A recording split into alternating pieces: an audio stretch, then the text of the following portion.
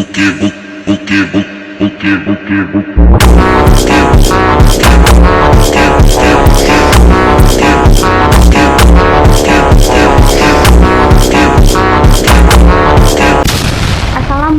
warahmatullahi wabarakatuh. Perkenalkan, nama saya Miftahul Jana dari kelas 7B.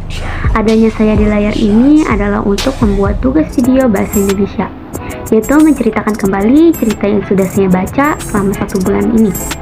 Judul dongeng yang saya akan baca adalah Balas Budi Burung Bangau. Dulu kala di suatu tempat di Jepang hiduplah seorang pemuda bernama Yosaku.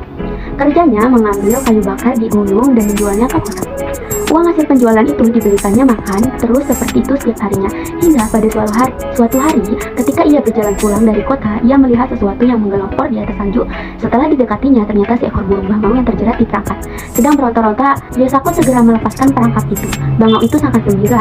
Ia berputar-putar di atas kepala Yosaku beberapa kali sebelum terbang ke angkasa. Karena cuaca yang sangat dingin, sesampainya di rumah, Yosaku segera menyalakan tungku api dan menyiapkan makan malam. Saat itu terdengar suara ketukan pintu di luar rumah. Ketika pintu dibuka, tampak seorang gadis yang cantik sedang berdiri di depan pintu. Kepalanya dipenuhi dengan salju. "Masuklah, Nona pasti kedinginan. Silakan hangatkan badanmu di dekat tubuh," ujar Yosaku. "Nona mau pergi kemana sebenarnya?" tanya Yosaku. "Aku bermaksud mengunjungi temanku, tetapi karena salju turun dengan lebat, aku jadi tersesat. Bolehkah aku menginap di sini semalam?" "Boleh saja, Nona, tapi aku di sini orang miskin, tak punya kasur dan makanan," kata Yosaku. "Tidak apa, aku hanya ingin diperbolehkan menginap." Kemudian gadis itu merapikan kamarnya dan memasak makanan yang enak. Ketika terbangun keesokan harinya, gadis itu sudah menyiapkan nasi.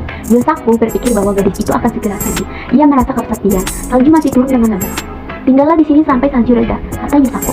Setelah 5 hari berlalu, salju mereda. Gadis itu berkata pada Yosaku, "Jadikan aku sebagai istrimu dan biarkan aku tinggal terus di rumah ini."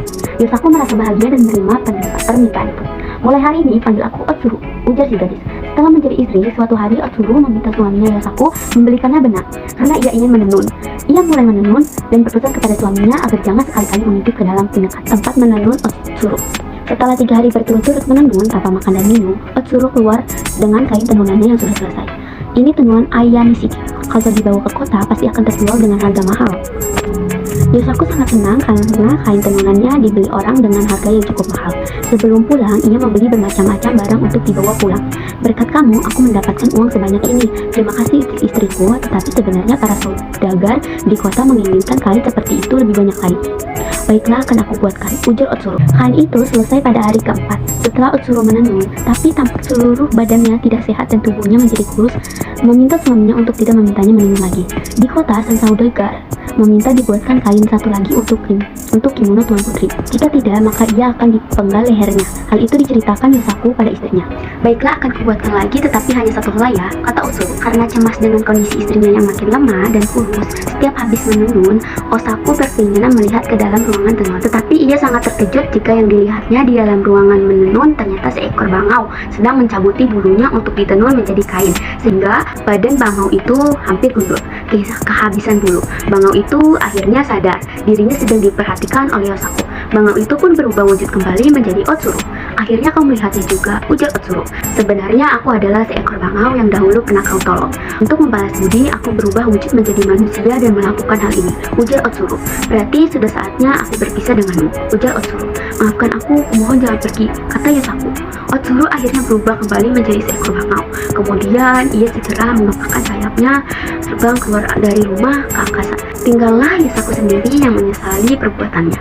Segitu aja video dari saya, dan terima kasih telah menyaksikan. Assalamualaikum warahmatullahi wabarakatuh.